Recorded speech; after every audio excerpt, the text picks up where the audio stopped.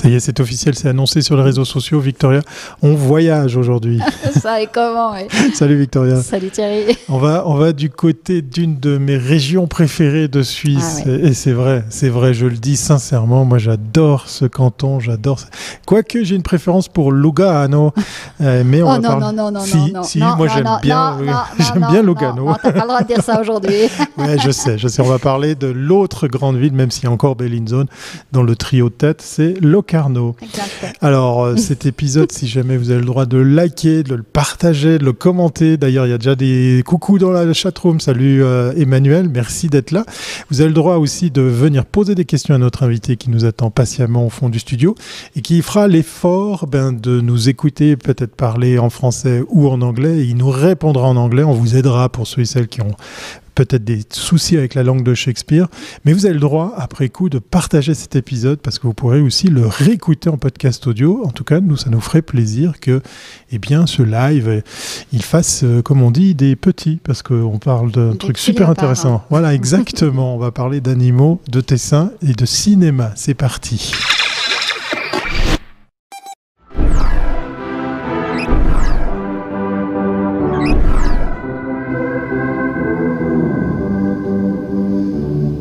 Alors, tu fais pas les choses à moitié aujourd'hui, Victoria, parce que tu es carrément allé chercher un des dignes représentants de ce festival. On parle bien du festival du film de Locarno. Et oui, et de la 75e édition du Locarno Film Festival qui se tiendra cette année, prenez note. À Lugano. 3 au 13 août à Locarno. Okay. Cette manifestation d'envergure internationale est également l'événement le plus important dans notre pays en matière de cinéma d'auteur. Que ceux qui n'ont pas eu la chance de vivre une projection sur la Piazza Grande se précipitent cette année, car en plus de cette édition anniversaire, c'est le grand retour au présentiel. Ouais. Nous avons la chance aujourd'hui de recevoir Raphaël Brunschwig, le managing director du festival, l'occasion d'en savoir plus sur l'édition 22 et sa déclinaison 365. Bonjour Raphaël. Bienvenue à bord. Ciao, come stai? Grazie mille, buongiorno, bene. Oh mon Dieu, mais qu'est-ce qu'on aimerait être avec toi à Locarno aujourd'hui. En plus, il paraît qu'il fait beau, ça tombe bien. Non, ça c'est interdit de le dire.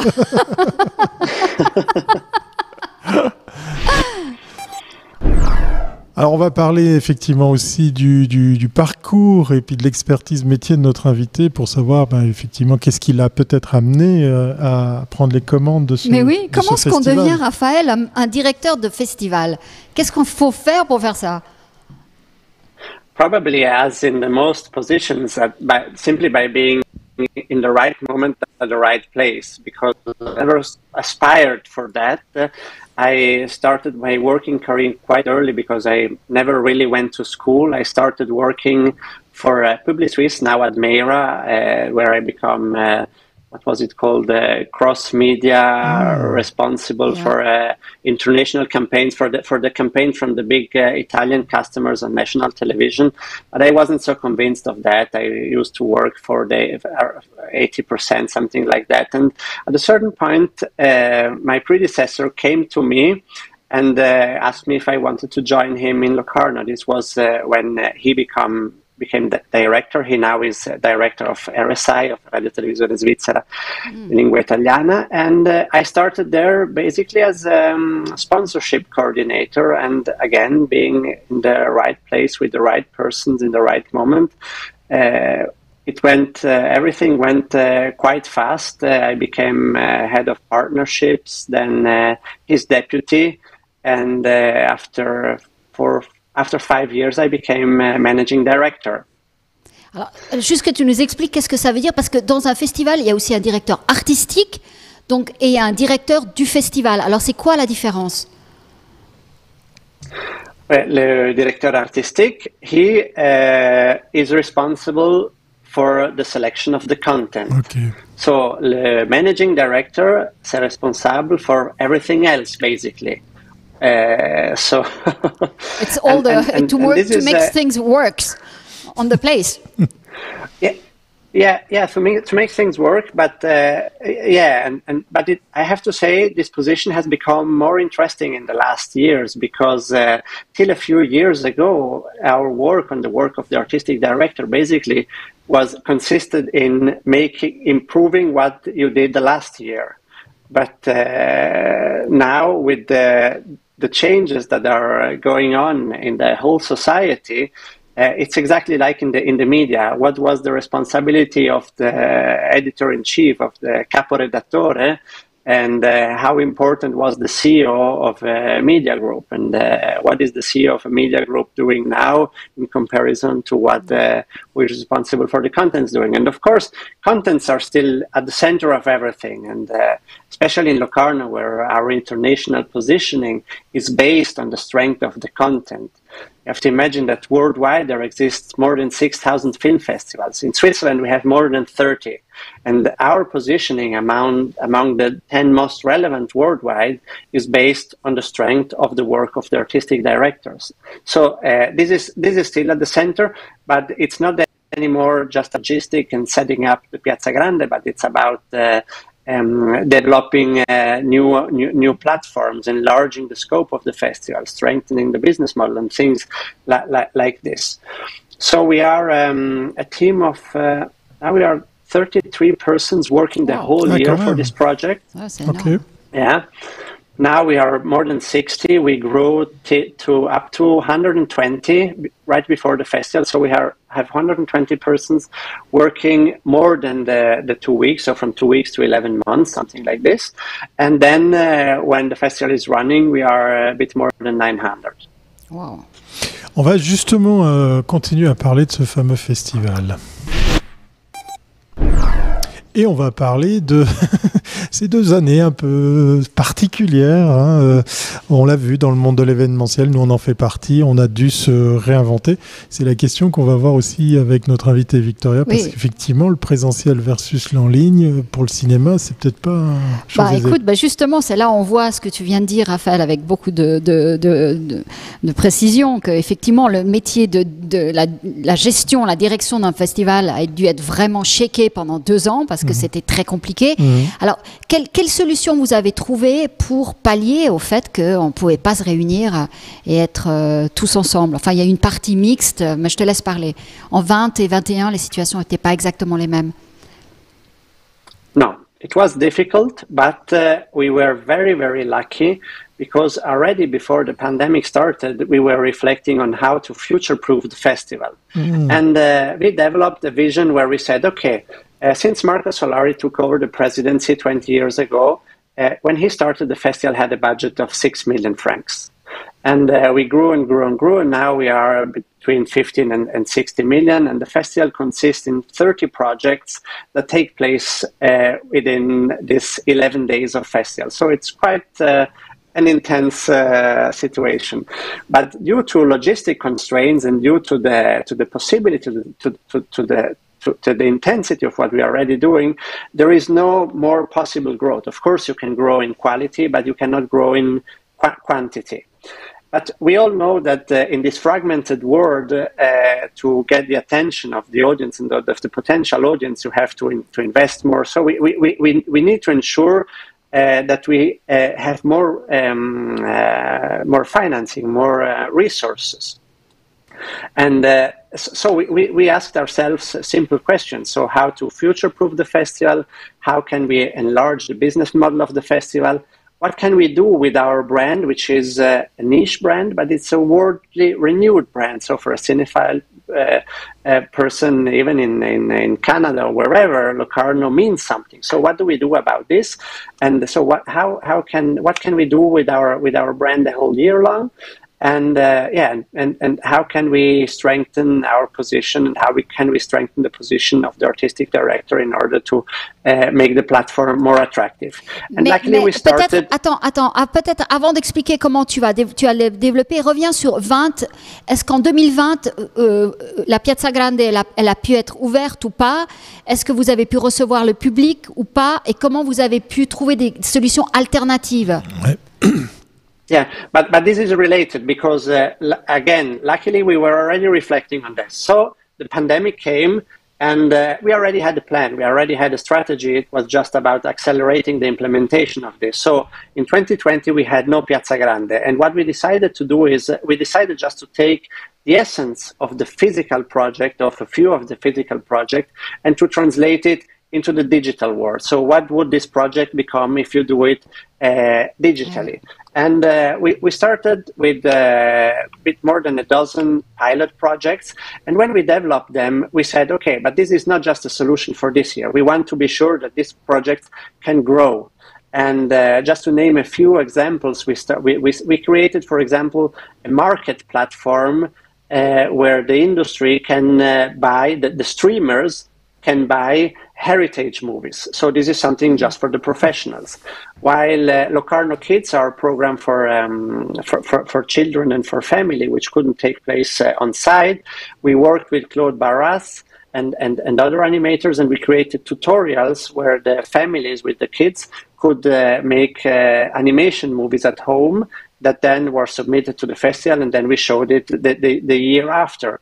Or, for example, our prize monies of the competitions, we said, okay, how can we be helpful to the industry?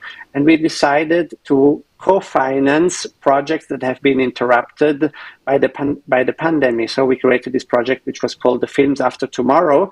And the directors we selected for the Films After Tomorrow had the possibility to choose movies related to our history, and then we show them on streaming. And we created a platform where we show unique content related to Locarno that we curated. So the short movie. So lots of examples that we were able to set up. So 2020 we had the privilege to have the support of our partners and to invest and to strengthen the speed of that change process, which was already planned to do.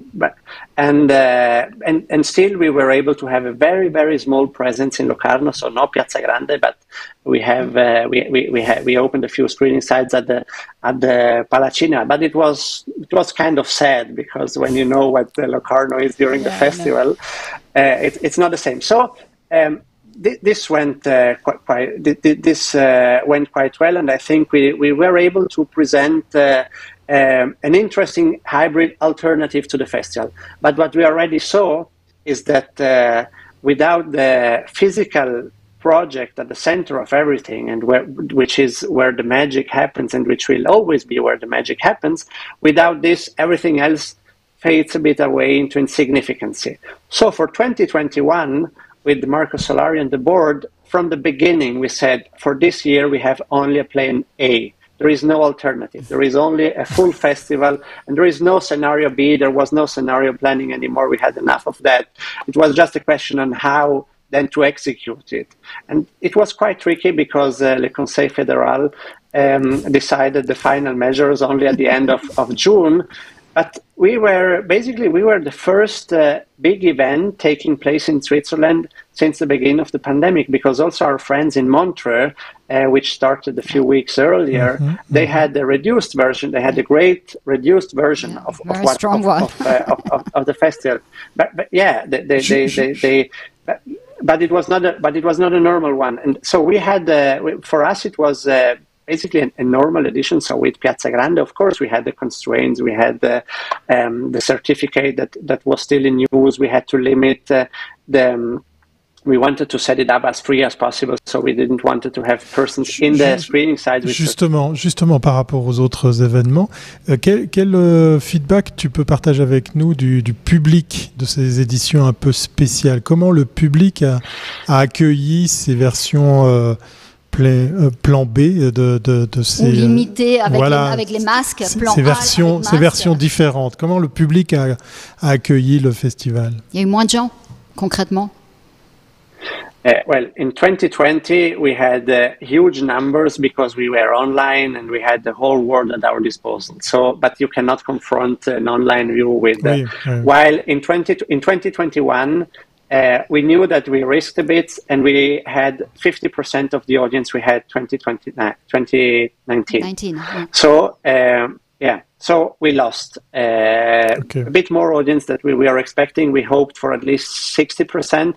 At the end, we had 50%, but we see it also this year. We see it again. We see it still this year, where people are asking, "But is it going to take place normally?" Of course, it is going to take place normally. It was so also already last year, and so we paid a bit. Being the first, we paid a bit the apparent complexity of being part of the festival, because when then you are there, it's quite easy. But if you have to register on an app, it's difficult. It's different than it was before, when everything was free. But I think we are very happy about how it went last year. At the end, also the economic figures played out well, because we were able, due to a few savings, to not lose money last year. So we had it was quite a success. Yeah. But the question now is. In 2022, so on y arrive. This is the Attends, on fait juste le petit. On y arrive. Merci. Ça, c'est ce qui s'appelle passer là. Il connaît le métier. Mais oui, c'est les professionnels audiovisuels, c'est parfait. Justement, on va en parler, on va se pencher sur la question du concept de l'édition 22. Concept 365, Victoria. Oui, alors je vais te laisser parler parce que justement, alors on arrivait justement, donc vous avez plus ou moins sauvé l'année 21, moins de monde, mais on l'a sauvé en tout cas d'un point de vue économique. 22, on croise les doigts, en principe, il n'y a pas de pandémie. Tout va bien se passer. Il n'y a rien du tout, donc les gens peuvent revenir. Donc la parole est à toi. Vas-y, raconte-nous qu'est-ce qui se passe en 22. May I tell another story before I start with this? Yeah, si tu veux. Going back to Lugano, I don't know if I used to tell this quite often, but it's funny. The first edition of the festival, there was a film festival there was a festival, or there was a rassegna di cinema italiano in Lugano in 45. Tu vois? Started even a few years earlier, and it was a success.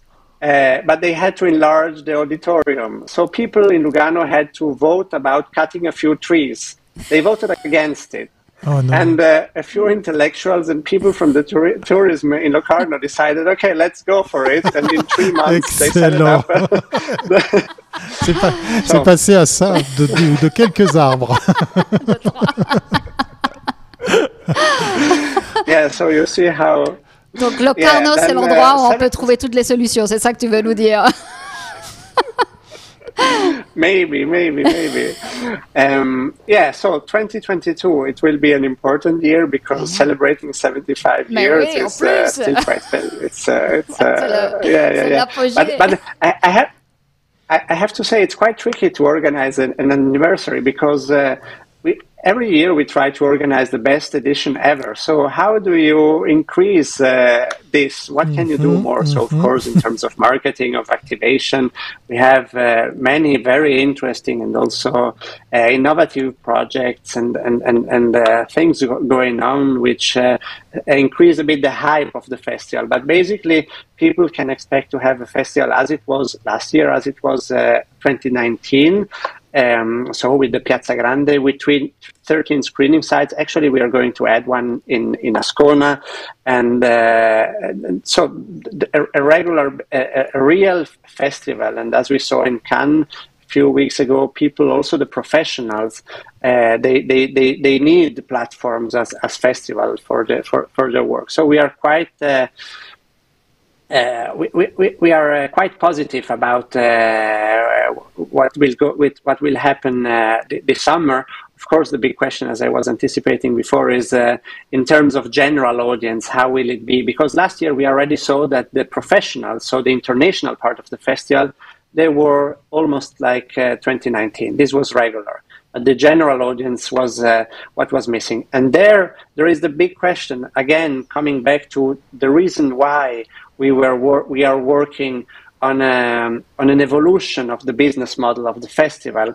Is I had an interesting lunch with a former director of the film festival. He was director at in the early 80s. And when he was director, but I think this was the case till 15 years ago, every young person which has a passion for movie was used to go to the art house cinemas, and it was obvious that in summer you go to Locarno. But now the consumption of movies is stronger than ever. The market produces more movies than ever, but they are consumed online. So how to become attractive to that audience is a question we are working on. And we had two elements on that. And this is what's already happening now, what already happened in the last year, but which will be strengthened in the next years is, first of all, we started working on many additional activities for young audiences in Locarno. Cultural mediation with Locarno Kids is a very strong project. It didn't exist 5 years ago. Now it has a budget of 400,000 francs, and it involves more than 1,500 children during the festival. And every child that we are able to involve into the festival, that takes actively part into the festival, will forever have a special relationship to the festival. Exactly. So we have to nourish that and to have as much as possible. Then one of the most interesting projects we started in the last years is Base Camp. We took over an old army barrack and we transformed it into an artistic residence for 200 young creative persons, 100 from Switzerland, 100 are international, and they are not just going there to sleep there and to benefit from the program of the festival and to see 2 or 3 movies a day and to participate to the activities of our academies. No, they also do art from themselves. So they produce content there. They make artistic installations. They make a magazine about their experience at the festival that then we distribute on Piazza Grande. In the first year, they made with silicone. They take the forms of their nipples and they made the nipple, which was the coin with which you paid in the base camp. So you see, it's quite crazy. And so we started we started trying to do everything we can. There are other examples we can to be sure that for a young audience from Zurich, from Geneva, from Lausanne, it is still relevant and attractive to come and see what's happening here, because what we are showing is interesting. You see movies, you see situations that you cannot see elsewhere, and it's still the platform is as interesting as it ever was, but it's trickier to bring people here. And now, prego. Non, je te laisse terminer. Parce que je voulais dire que notre invité, il est très fort parce qu'il est déjà en train de nous passer le plat, comme on dit, pour le sujet prochain. Mais il est pas venu. Voilà, il est pas venu les mains vides parce qu'on parlait de l'anniversaire et on a même quelque chose qui vient accompagner tout ça, histoire d'illustrer tout ça, parce que c'est de la très très belle réalisation. Donc on va vous la partager.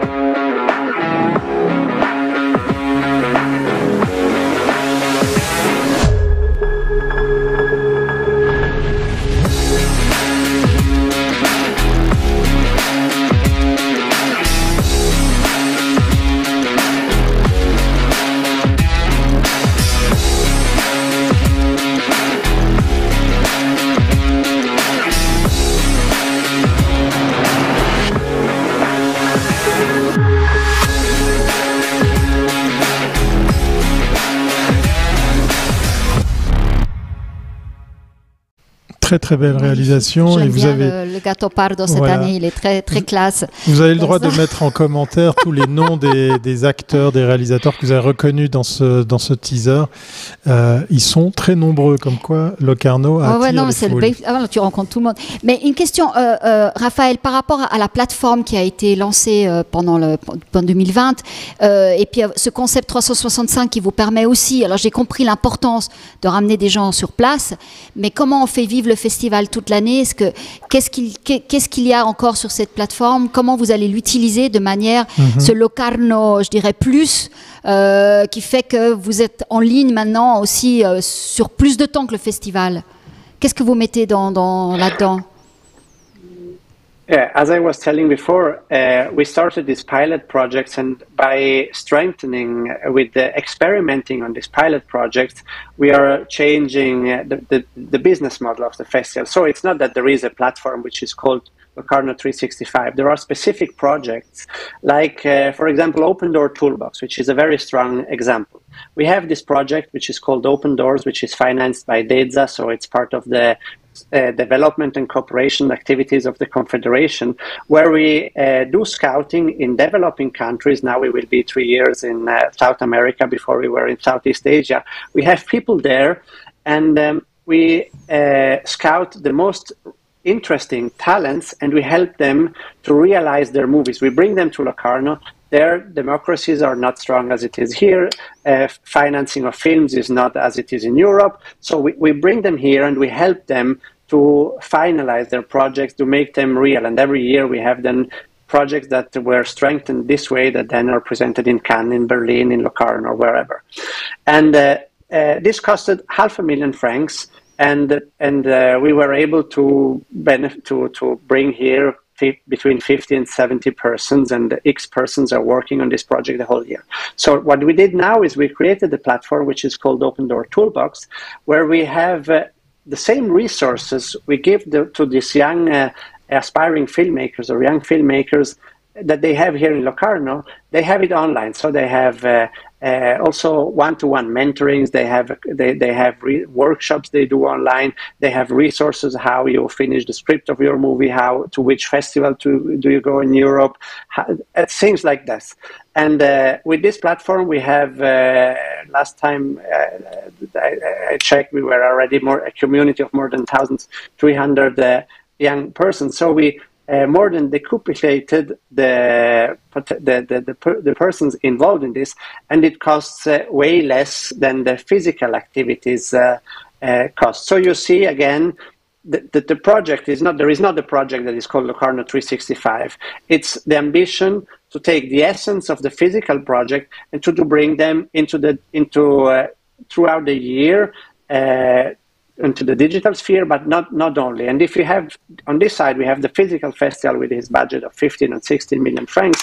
On the other side, we have these projects which are growing and which potentially could grow every year more. And there are, of course, also the focus of these projects is for professionals or for aspiring professionals or for young creatives. The big question is, how can you become attractive also for the broader audience? And here I think the answer lies in the ecosystem thinking, in the platform thinking, in cooperations with other players.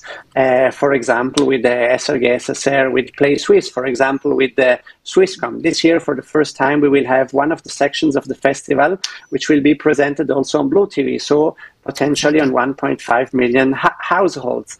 And we are working also with the international players. We just had we are working on this to present part of the activities of Locarno on the most relevant international platform for cinephiles. Of course, out of this, you have to make. There are some projects that have a business model on their own, and with which you can gain money, and then there are other where you can gain prestige and visibility. And at the end of the day, everything we do is about strengthening the physical festival and again putting the artistic director Gianna Nazzaro in the strongest position possible to have as much as professionals, as much press as possible, and the platform as strong as possible in order to make sure that the movies he invites have the interest to come to bird, basically, to Locarno, because then they will be launched here. So this is the change of paradigm. So it will not be despite the physical. The physical is the core of everything. And when we discussed about the purpose of Locarno 365, which has to be very ambitious and probably impossible, just give you the direction. We said we want to translate the magic of the festival into the digital sphere, and we know that this is impossible. But at least we have we know where we are headed, and at the end of the day, ce qu'il fallait comprendre, c'était 365 années et pas 365 jours. Voilà, c'est ça. It's forever. C'est pour maintenant et pour plus tard. Je te vois venir. Alors, qui dit festival de films dit cinéma. Oui, parce que justement, se pose quand même la question, et pour pas mal de business aussi, les business models ont dû se réinventer. Et pour le cinéma, la question que tu avais envie de poser, c'est quel business model pour le cinéma, sachant qu'on vient d'énumérer aussi pas mal de pistes en ligne, de solutions alternatives. Exactement. Par exemple, les échos de Cannes cette année, évidemment, il y avait tout le monde qui était à Cannes, mais il paraît que les salles étaient vides. Alors la question que j'ai envie de te poser, est-ce qu'on va arriver à un système où les cinémas vont recueillir les blockbusters, les autres films passeront que sur des plateformes et on va se retrouver dans les festivals à découvrir et peut-être voir que des perles d'auteurs qu'on ne verra ni sur les plateformes ni dans les cinémas. Sans compter le financement de tout ça. Oui. Comment ça? Parce qu'il y a maintenant, on n'a jamais produit autant de films, et tu avais raison, tu l'as dit, et autant de séries. Mais finalement, est-ce qu'on va vers une segmentation de ces produits sur certains événements ou certaines plateformes? It looks a bit like this. So if we look at the films that have success at the box office, we see that only the big franchises have success. But what we also see is that platforms, for example, if you look at Mubi by Match Factory, so they have now they produce the content that then they show on the platform. So we see that it's a very, very dynamic environment. And it's very difficult to foresee what's going to happen. But actually, we saw this already before the pandemic, because cinemas are losing audience since many, many years. So now it hurted a bit more. But I think what I can say is that from the viewpoint of festivals as a space of intensification, as a space where you discover movies you would never see at home, probably. I see a bright future for them as spaces where people can share a very strong experience. Will festival films be shown also on platforms, on specialized platforms? There are not only Netflix and Disney and Amazon and the big banks. There are already 1,000 streamers worldwide, and there are niche streamers, and so you have everything. So I think it's definitely going to be more fragmented. It's going to be more difficult, and everyone has to face the reality, and out of this take the opportunities that this situation gives. And I think if we look at our case, there are opportunities, because again, I think we came out strengthened of the situation, and now it's about the execution and how it will the vision we developed and the strategies we are implementing, where we'll be in a few years. But I think that at least if I look at it from our viewpoint, there are definitely the possibility to make sure that one can future-proof himself. Écoute, merci infiniment. En tout cas, je dois dire, c'est vrai que le cinéma, je pense, va revenir très fort. Parce que de voir un film en 1h30 et que c'est fini et que tu n'as pas besoin de voir ça pendant 3 semaines avec tous les épisodes et toutes les saisons, c'est vraiment un plaisir. Ou alors, tu fais comme moi. Non, tu regardes toute la saison en une seule fois, en une seule soirée. J'ai envie de voir des films et que ça finisse en 1h30. Voilà. Stranger Things est sorti, c'est dévoré en moins de 2, même s'il y a la suite qui vient cet été. Bon, voilà, j'ai fait mon intéressant. Voilà. Merci beaucoup, Raphaël, qui était en direct de Locarno. On se fera un plaisir de venir à cette édition. Non, mais je suis très content de faire le gag de Locarno. Merci pour la petite histoire par rapport à la naissance de ce festival. Comme quoi, j'étais pas loin. Plein succès pour cette édition anniversaire. En tout cas, on va suivre de très très près comment ça va se passer, également aussi à distance, puisqu'effectivement, l'expérience continue au-delà de la Piazza Grande. Alors, très très belle édition à toi et à très bientôt. Merci. Ciao, Raphaël. Grazie. Ciao, grazie. A presto. A presto, exactement. Voilà, il est temps de couper cette séance de finir cette séance comme si c'était du cinéma. Ouais, c'était très, très instructif. Pourquoi c'est pas si simple de faire un festival, mes chers amis. En tout cas, joli challenge que notre invité a su relever, puisqu'effectivement, ça continue. Merci à Irène qui nous dit que c'était très intéressant. Merci à toi, effectivement, d'avoir pris le temps de nous faire un commentaire. Et puis bravo Irène pour ta nomination. Voilà, alors s'il y a encore des messages comme ça. Écoute, Irène, tu feras comme les autres internautes qui tomberont sur cet épisode. Tu iras liker, tu iras t'abonner, tu iras commenter et tu iras aussi partager, parce que je suis sûr que ça va intéresser plus d'un, ne serait-ce que pour parler justement de cette initiative autour des enfants. Je trouve ça très très bien. Mais oui, c'est très malin, pour être la relève, si dès le départ tu mets la petite graine, ça va rester pendant très longtemps. Exact. On se continue, on se fait plaisir, on continue à voyager. Demain, on va en France. On va à Paris. Alors officiellement, on va à Paris, mais vous verrez demain la surprise. Allez, portez-vous bien et puis à demain 13h pour un nouveau Cominmag Live. Je vais y arriver. Bye. Ciao.